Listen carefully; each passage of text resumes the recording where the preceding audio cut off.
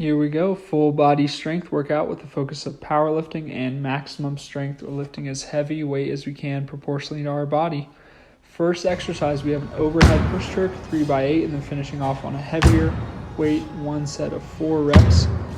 Starting in a quarter squat in that good shelf front rack position, ending in a quarter squat as well. Pressing aggressively that weight over the head. Here you see my feet leaving the ground. Ideally, the feet don't even leave the ground, but the weight is so light that I'm exploding off the ground. Next, or superset with that movement, very similar. We have overhead push press. So starting in a quarter squat, and we're exploding up, feet never leaving the ground. This one just locking out at the top of the rep. Third movement, we have some dumbbell lawn mowers. Anywhere you can get your elbow down, nice hinge. You're drawing that elbow back to the hip, focusing on isolation and engagement of the lat. Go heavy on these dumbbells.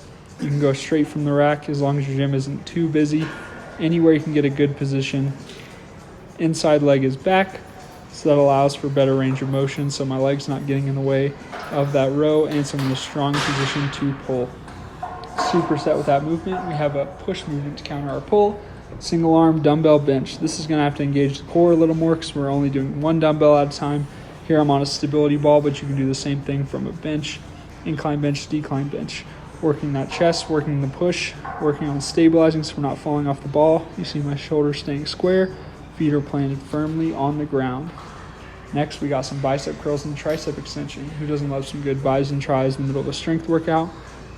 Going straight with those hammer curls first, working the brachialis. Then we're going into the overhead tricep extension. Here you see me looking up to connect those dumbbells, reaching behind the head, elbows tight to the head, locking out those dumbbells.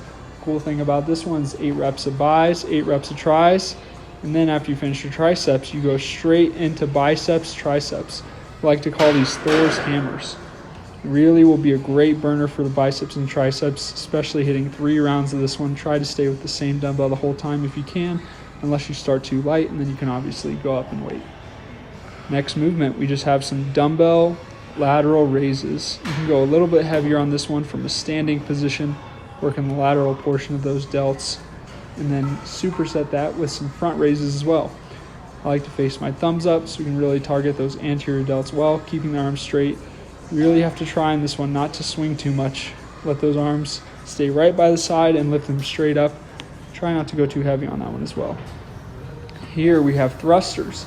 The third movement to the start of the workout, very similar to that push press and push jerk. Now we're going from a full squat into straight lockout position overhead. Only difference from the push press is not a quarter squat, it's a full squat.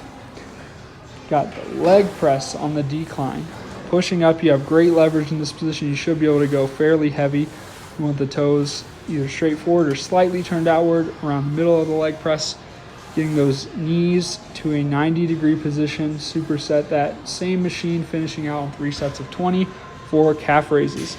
Again, slow on the descension and extend those feet. Don't go too heavy on this one, but you want your feet obviously at the bottom of the leg press, and this will be a great finish of your workout. Good burn to work on those calves. Never neglect calves from a good leg day, and enjoy.